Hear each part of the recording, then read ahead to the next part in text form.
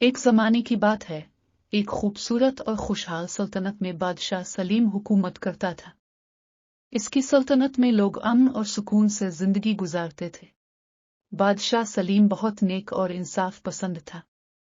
वो हमेशा कहा करता था, बादशाह की असल ताकत इसका खजाना नहीं, बल्कि इसकी रियाया का एतमाद है। एक दिन बादशाह ने अपने वजीरों को हुक्म दिया कि शहर के बाजार में जाएं और मालूम करें कि रियाया किस हाल में है। वजीर बाजार की तरफ रवाना हो गए। बाजार में वजीरों की नजर एक गरीब बूढ़े दुकानदार पर पड़ी। इसकी दुकान छूटी थी और कई दिनों से इसका कारोबार भी बहुत कम चल रहा था। जब बादशाह सलीम को इस बूढ़े के बारे में मालूम हुआ तो उसने फैसला किया कि वो खुद आम आदमी का लिबास पहनकर बाजार जाएगा और बूढ़े से मिलेगा। बादशाह आम आदमी का लिबास पहनकर बूढ़े की दुकान पर पहुंचा। इसने बूढ़े से पूछा, बाबा, आजकल तुम्हारा कारोबार कैसा चल रहा है? बूढ़े ने मुस्कुराकर जवाब दिया, बेटा, कारोबार तो कम है, लेकिन मैं हलाल रिस्क पर खुश हूं। बादशाह उसकी बात सुनकर बहुत मुतासिर हुआ। बादशाह ने बूढ़े की दुकान से एक कीमती चीज खरीदी और उसे सोने का सिक्का दिया। लेकिन गलती से बादशाह ने एक सिक्का ज्यादा दे दिया।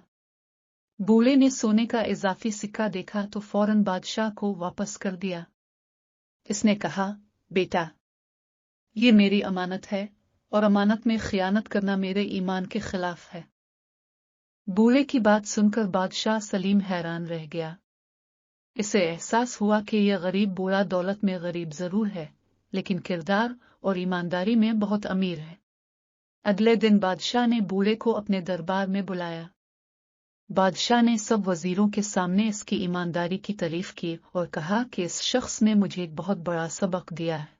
बादशाह ने बूढ़े को इनाम दिया और उसकी दुकान के लिए माली मदद भी की। बूढ़े की आंखों में खुशी के आंसू आ गए और उसने बादशाह का शुक्रिया अदा किया। इस वाकये के बाद पूरी सल्तनत में ईमानदारी की कदर बढ़ गई।